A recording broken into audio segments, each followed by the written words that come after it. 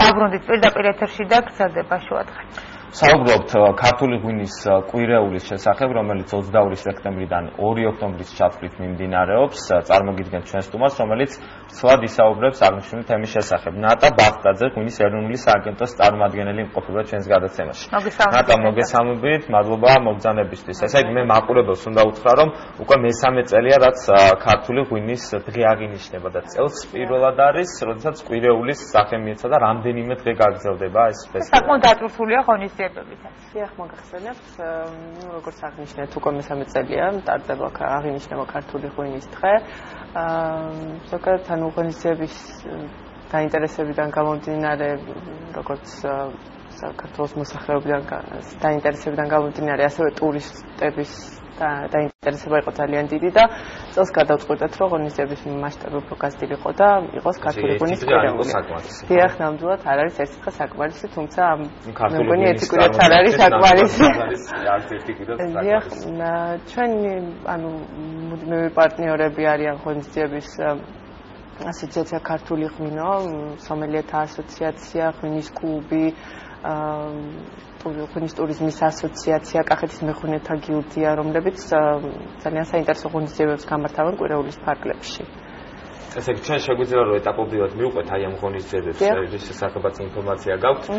გუშინ გაიხსნა ეს კვირეული, აი რითი რა ღონისძიებით დაიწყო და შემდეგ კვირეული იყალთოს სკოლა სახელოსნო გაიხსნა ქვევრის აკადემია, სადაც ნებისმიერ სურვილს შეიძლება რომ შეისწავლოს ქვევრის დამზადების ტექნოლოგიები. ასევე თელავში გაიმართა სახალხო ღონისძიება, სადაც ანუ მთელი საქართველოს მასშტაბით არის ხო ეს კვირეული და არა მხოლოდ დედაქალაქში? არ არის მხოლოდ თბილისში, რამდენიმე რეგიონში გაიმართება. ასევე თელავში იყო ღონისძიება, სადაც სტუმრებს საშუალება ჰქონდათ დაეკამერებინათ ქართული ღვინო, ყველი და ასე შემდეგ იყო ყვავილებით გაფორმებული ღონისძიება და ძალიან ლამაზი სანახაობა იყო. შეგიძლიათ ნახოთ. ნუ პრინციპში მთავარი მიზანი რა არის ამ კვირეულის საინტერესო? კვირეულის მთავარი მიზანია ანუ როგორც ანუ ძალიან საინტერესოა ის რომ ძალიან უწყობს ხელს ასეთი ღონისძიებები ღვინის ტურიზმის განვითარებას.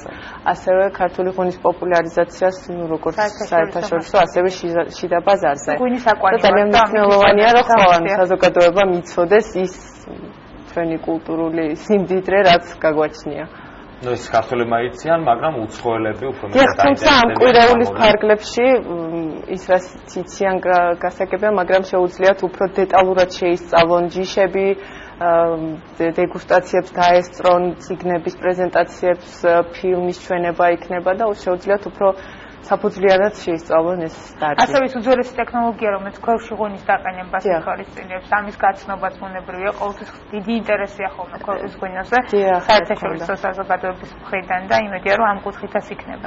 კი, რა თქმა უნდა, იქნება ქვევრის ღვინოები წარმოდგენილი, ასევე იქნება ღონისძიება, სადაც მცირე ახალი მცირე მარნების პრეზენტაცია, რომლებიც 22 სექტემბერს არის ეს. ახალი მცირე მარნები დიდ ასპარეზზე არის. დიახ, ეს არის სწორედ ის მარნები, რომლებიც დაახლოებით 1 ან 2 წელია გამოჩნდნენ ასპარეზზე და სხვა შორის საკმაოდ დიდი წარმატებები აქვთ უკვე ყიდიან ღვინოს როგორც საერთაშორისო ასევე შიდა ბაზარზე და რა ვიცი, ვფიქრობ, რომ ასეთი ღონისძიებებით უფრო და უფრო განვითარდება მათი.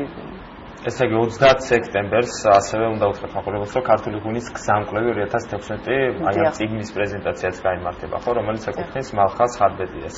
ანუ რა დატვირთვა იქნება აი ამ წიგნის იქნებით. ანუ ეს წიგნი ძალიან საინტერესოა იმით, რომ არის რეგულარული გამოცემა, უკვე მეოთხე წელია რაც გამოდის რეგულარულად. ძალიან საინტერესოა, იმიტომ რომ თავმოყრილია წიგნში როგორც ქართული ღვინის ტურიზმის ინფორმაცია, ასევე ჯიშები, წარმოდგენილია საქართველოს საუკეთესო ღვინოები.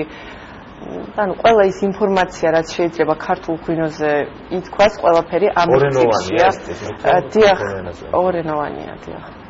ესე იგი, ასევე უნდა ვთქვათ ისიც, რომ ჩინეთში ქართული ღვინო ონლაინ რეჟიმში გაიყიდება, ეს არის ერთ-ერთი მნიშვნელოვანი ინფორმაცია, რომელიც აი ამ კვირეულის ფარგლებში გახდა ცნობილი. დიახ, ჩინეთში საკმაოდ დიდი წარმატებები გვაქვს, ამას ეს ჩვენი გადაცემა არ ეყოფა, შეგვიძლია სხვა გადაცემაში უფრო ცვლად ვისაუბროთ.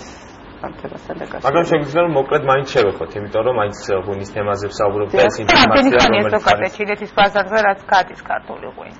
ციტა ჩინეთის ბაზარზე უკვე 2012 წლიდან უკვე აქტიურად მუშაობთ ამ საკითხზე, რომ ქართული ღვინო შევიდეს ჩინეთში და უკვე პრინციპში 2012 წლიდან უკვე აქტიურად მიდის გაყიდვები. რამდენიმე დღის წინ, როგორც იცი, ქართული ღვინის სახლიც გაიხსნა ჩინეთის ერთ-ერთ ქალაქში, ხო?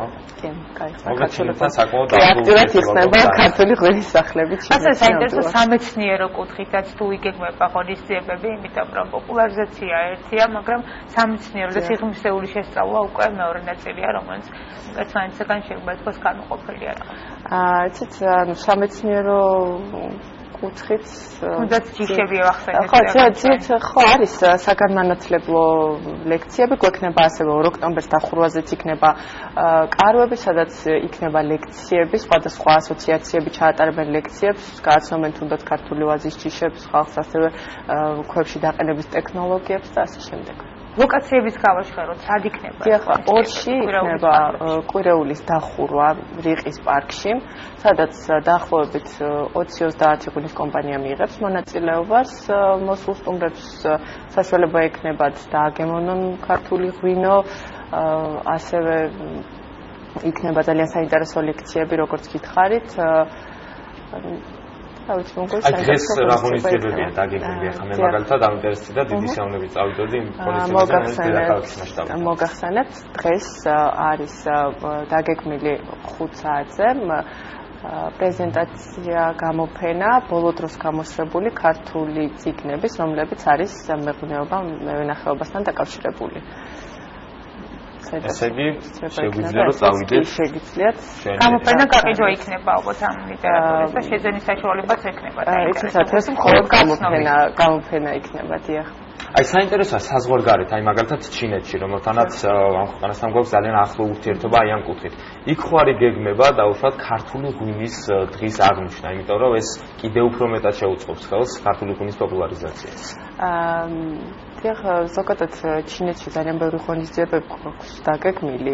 არ არის აუცილებელი ჩინეთისთვის იყოს ქართული ღვინის დღე და მიზეზი რომ გავაკეთოთ ღონისძიება, ანუ იქ რეგულარულად ხდება დეგუსტაციები, გაცნობა, ლექციები, პრეზენტაციები, სადაც შეუძლიათ ამ საზოგადოებას გაეცნონ ქართული ღვინის ისტორიას, ასევე დააგემონონ ქართული ღვინო და ასე შემდეგ. აი ყველაზე დიდი წილი რომელ ქვეყანასთან არის ექსპორტის კუთხით? რომელ ქვეყანაში გვაქვს ყველაზე დიდი გაყიდვების მაჩვენებელი? იცით რა, ამ ეტაპზე არ გავცნობი ვარ, თუ იმიტომ მე ვფიქრობ რომ მაინც ჩინეთი რაღაც ბოლო პერიოდში ძალიან იცით რა, ბოლო პერიოდში დაგეთანხმებით ძალიან აქტიურად ჩინეთთან. ნატასეგები ქართული ღვინის. კიდევ ერთხელ შევახსენებთ მაყურებელს ის ღონისძიებები, რომელიც დარჩენილია უკვე კვირეულის ფარგლებში, კიდევ ერთხელ გავაშხეროთ რამდენიმე ლოკაცია, სადაც შეუძლიათ რომ მივიდნენ და დაესწრონ ამ ღონისძიებებს და დაგემშვიდობოთ. ორში იქნება დახურვა და განსაკუთრებულ სტუქტირდებით რამის. დიახ, რა თქმა უნდა, ორში იქნება დახურვა. ფოლკლორული ანსამბლები გააფორმებენ ამ დღეს, რომ იყოს უფრო მეტად საინტერესო, ახალისო. ასევე ღვინის დეგუსტაცია, როგორც გითხარით, იქნება ასევე ლექციები. წესით საინტერესო ღონისძიება უნდა გამოვიდეს.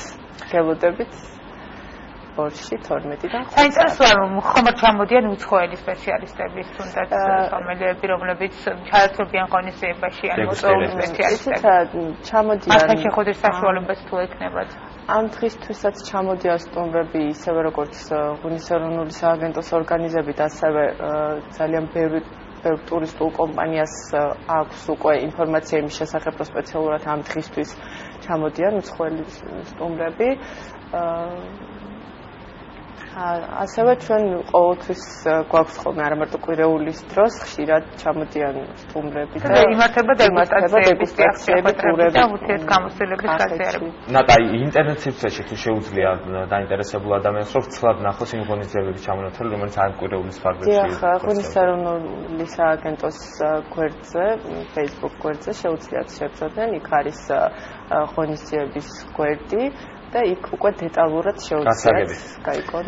კეთილი, მე ვეთქვი კიდევ ერთხელ ჩვენს ტელემაყურებელს, რომ 22-დან 22 სექტემბრიდან 2 ოქტომბრის ჩათვლით მიმდინარეობს ქართული ღვინის კვირეული, რაც არის ძალიან მნიშვნელოვანი. ნატა, თქვენ ძალიან დიდი მადლობა უნდა გითხრათ მომბრძანებისთვის, უნდა დაგემშვიდობოდეთ თქვენთან ერთად ჩვენს ტელემაყურებელსაც დამშვიდობებით, თუმცა ჩვენი გადაცემა არ სრულდება. რა თქმა უნდა, შუადღეს გააგრძელებს დეკანოზის ზურაბ ცხოვრებაზე ძალიან საინტერესო თემით, ასე რომ დარჩით ერთსულოვნებაზე, ჩვენ კი გემშვიდობებით, მშვიდობიან საღამოს გისურვებთ, ნახვამდის.